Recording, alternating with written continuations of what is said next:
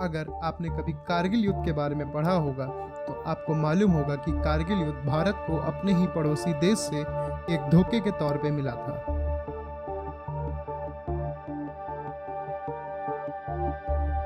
कारगिल की शुरुआत मई 1999 से हुई थी, जब जम्मू कश्मीर के बटालिक रीजन में कुछ लोगों को स्पॉट किया गया था एक सेपर्ट के द्वारा। ये लोग पाकिस्तान की साइड से आ रहे थे और इंडियन पोस्ट की तरफ चढ़ाई कर रहे थे। सवाल यहाँ पे ये था कि आखिर ये लोग कौन हैं और ये इंडिया की चौकियों की तरफ क्यों जा रहे हैं। दरअसल कारगिल युद्ध से पहले जब ठंड का वक्त आता था तब दोनों देश की सेनाएं यानी इंडिया और पाकिस्तान की सेनाएं अपनी अपनी पोस्ट को छोड़ के पीछे की तरफ हट जाती थी और जैसे ठंड खत्म होती थी तब दोनों देश की सेनाएं वापस अपनी अपनी पोस्ट पर आ जाती थी। लेकिन इस बार पाकिस्तान ने इस बात का फायदा उठाते हुए अपनी सेना के कुछ लोग इंडिया की पोस्ट कैप्चर करने के लिए भेज दिए थे। जब 3 मई 1999 को सेपर्ड तासी नामग्याल के द्वारा इंडियन आर्मी को इन इंट्रूडर्स के बारे में सूचना दी गई, तब खबर मिलते ही आर्मी ने इन्वेस्टिगेशन शुरू की। आर्मी को मालूम चलता है कि टोटल 103 से भी ज्यादा पोस्ट पाकिस्तानी इंट्रूडर्स के हाथों पे है। लेकिन इससे भी सबसे बड़ी समस्या ये थी कि बटालिक रीजन की जो पोस्ट थी अब वो भी इंट्रूडर्स के हाथ पे जा चुकी थी। बटालिक रीजन की ये पोस्ट इंडिया के नेशनल हाईवे 1A को सीधा ब्लॉक करती थी। इंट्रूडर्स हैवी मोटार फायर से इस हाईवे को लगातार ब्लॉक कर रहे थे। अगर ऐसे में हाईवे तबाह हो जाता तो कश्मीर पे लद्दाख से आने वाली सारी सप्लाईज भी कट हो जाती, जिसका मतलब था कश्मीर भारत से सेपरेट हो जाता और पूरी तरह से आइसोलेट हो जाता और दुश्मन बड़ी आसानी से कश्मीर पे कब्जा कर सकता था। ये सारी खबर मिलते ही भारत की सेनाएं पोस्ट रिकैप्चर करने के लिए प्लानिंग शुरू कर देती है। इन सब में सबसे बड़ी समस्या थी कि इंडियन गवर्नमेंट के सख्त ऑर्डर थे किसी भी हालत में LOC क्रॉस नहीं करना है। इसका कारण भी साफ था, पाकिस्तान गवर्नमेंट की तरफ से ये बोला जा रहा था कि इंट्रूडर्स कश्मीर के लोकल्स हैं और इन सब से पाकिस्तान का कुछ भी लेना देना नहीं है, जबकि ये एक झूठ था। लेकिन उस वक्त तक भारतीय सेना के पास इस बात का कोई सबूत नहीं था कि वो इंट्रूडर्स पाकिस्तानी ही है। सेना भी मजबूर थी और तो और एक न्यूक्लियर वॉर शुरू ना हो जाए तो इस बात का भी डर था। और इस लड़ाई को जीतने के लिए हमें प्रयास करना है। लड़ाई के परिणाम के बारे में भी मेरे मन में कोई संदेह नहीं है। हमारी विजय निश्चित है और हम विजयी होकर दिखाएंगे। तो जैसे ही इंट्रूडर्स की कंफर्मेशन हो जाती है, भारतीय सेना ऑपरेशन विजय और भारतीय वायुसेना ऑपरेशन सफेद सागर शुरू करती है और यहीं से शुरू होता है सिलसिला कारगिल वॉर में इंडिया की जवाबी कार्रवाई का।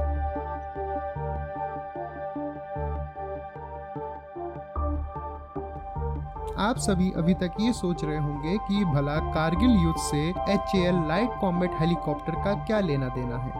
आपको बता दें कि HAL हेलीकॉप्टर की सबसे बड़ी जरूरत युद्ध के दौरान ही भारतीय वायुसेना को महसूस हुई थी। दरअसल बात तब की है जब कारगिल युद्ध के दौरान आर्मी ने एयरफोर्स से सहायता मांगी थी ताकि तोलो लिंक पीक को कैप्चर किया जा सके। तोलो लिंक पीक पर दुश्मन को एक एडवांटेज था, क्योंकि दुश्मन ऊंचाई पर था तो नीचे से आ रहे भारतीय सेना के जवानों को भारी गोलीबारी का सामना करना पड़ रहा था, जिसकी वजह से सेना ने यह निर्णय लिया कि IAF की मदद ली जाएगी तोलो लिंक पर अटैक करने के लिए। लेकिन इंडियन एयरफोर्स के पास सबसे बड़ी समस्या ये थी कि तोलो लिंक बेहद ही LOC के पास है। ऐसे में फाइटर्स का उपयोग पिन पॉइंट एक्यूरेसी के साथ करना बेहद ही मुश्किल था, तो इंडियन एयरफोर्स ने हेलीकॉप्टर का उपयोग करना सही समझा। मगर उस वक्त तक इंडियन एयरफोर्स के पास Mi-35 heavy duty gunship helicopter ही थे जो ऐसे ऑपरेशन को अंजाम दे सकते थे। लेकिन समस्या का सिलसिला सिर्फ यहीं पे नहीं खत्म होता है। सबसे बड़ी समस्या ये थी कि इन हेलीकॉप्टर की सर्विस सीलिंग ही 10,000 फीट थी, वहीं पे तोलो लिंक की पोस्ट 15,000 फीट पर थी। ऐसे पे इंडियन एयरफोर्स द्वारा ये फैसला लिया गया कि Mi-17 ट्रूप कैरिंग हेलीकॉप्टर को कन्वर्ट करके एक गनशिप हेलीकॉप्टर पे बदला जाएगा, क्योंकि उस वक्त तक ये एक लौता हेलीकॉप्टर था इंडियन एयरफोर्स की फ्लीट पे जो 18,000 फीट की ऊंचाई पे ऑपरेट कर सकता था। इंडियन एयरफोर्स ने इस हेलीकॉप्टर पे S557 mm के रॉकेट लॉन्चर का इस्तेमाल किया। 26 मई से 28 मई तक चले इस 2 दिन के ऑपरेशन पे इंडियन एयरफोर्स के इन्हीं हेलीकॉप्टर ने शानदार तरह से दुश्मन के छक्के तो छुड़ाए, लेकिन इसी दौरान इंडियन एयरफोर्स के इन्हीं हेलीकॉप्टर को भारी समस्याओं का सामना भी करना पड़ा। पाकिस्तानियों को इंडिया के हेलीकॉप्टर्स की खबर लगते ही उन्होंने man portable surface to air missile use करना शुरू कर दिया और पूरे एरिया को इसी मिसाइल सिस्टम से कवर कर दिया। 28 मई 1999 को जब फाइनल स्ट्राइक करने के लिए तोलो लिंक पर 4 हेलीकॉप्टर ग्रुप फॉर्मेशन पे जा रहे थे तो इन्हीं हेलीकॉप्टर्स में से एक हेलीकॉप्टर इन्हीं मिसाइल से हिट होने की वजह से क्रैश कर जाता है। इस हेलीकॉप्टर का कोड नेम था नुब्रा 3 और इसे उड़ा रहे थे फ्लाइट लेफ्टिनेंट मासुलिन। हालांकि ये ऑपरेशन सक्सेसफुल होता है और इंडियन एयर फोर्स के इन्हीं हेलीकॉप्टर की वजह से तोलो लिंक को रिकैप्चर करने का टास्क भी सक्सेसफुल होता है। देखते ही देखते 26 जुलाई 1999 को कारगिल वॉर भी खत्म हो जाता है, लेकिन यहीं से शुरू होता है सफर LCH के डेवलपमेंट का। इंडियन एयरफोर्स को महसूस होती है जरूरत एक ऐसे हेलीकॉप्टर की जिसको 15,000 फीट से भी ऊपर की ऊंचाई पे ऑपरेट किया जा सकता है। पहले तो बात चलती है कि इन अटैक हेलीकॉप्टर को किसी दूसरी कंट्री से खरीदा जाए, लेकिन इंडियन एयरफोर्स के पास्ट एक्सपीरियंस जैसे USSR के कोलैप्स करने के बाद रशियन स्पेयर पार्ट की शॉर्टेज होना या 1998 में पोखरण न्यूक्लियर टेस्ट होने के बाद वेस्टर्न कंट्री द्वारा जो सैंक्शन लगा दिए गए थे, तो इन्हीं सब कारणों की वजह से हेलीकॉप्टर को भारत में ही डेवलप करने का सोचा गया।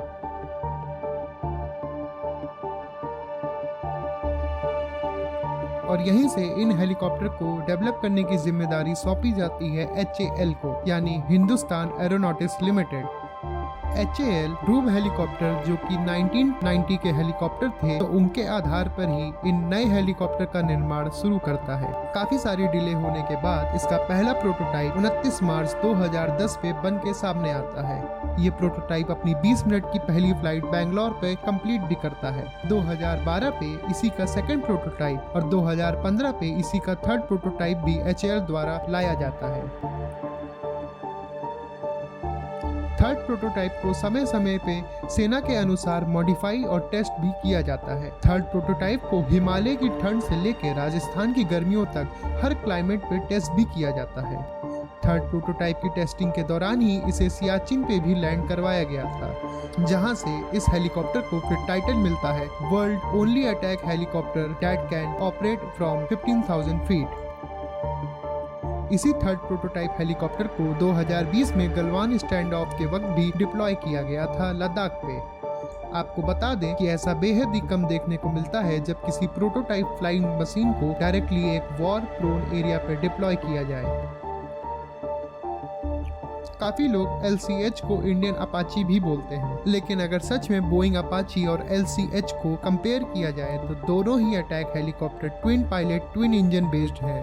मगर LCH एक लाइट वेट हेलीकॉप्टर है जिसका वजन 5,800 किलोग्राम है, वहीं पे बोइंग अपाची एक हैवी वेट हेलीकॉप्टर है जिसका वजन 10,433 किलोग्राम है, मतलब लगभग इसका दुगने वजन का है। और इसी वजह से बोइंग के अपाची को एक फ्लाइंग टैंक का भी टाइटल मिलता है। LCH की सर्विस सीलिंग 21,300 फीट है, वहीं पे अपाची की सर्विस सीलिंग 21,000 फीट है। लेकिन आपको बता दें कि भारतीय वायुसेना के पास ये दोनों ही हेलीकॉप्टर अपने बेड़े पे हैं और सेना दोनों का ही उपयोग समय समय पर करती है।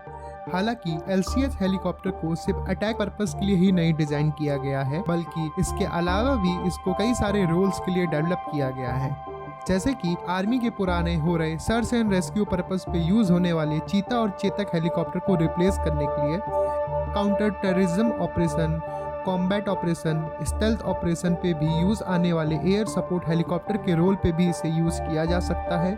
एनिमी के slow moving aircraft and drone तक को शॉट डाउन करने के लिए भी LCH हेलीकॉप्टर का इस्तेमाल किया जा सकता है।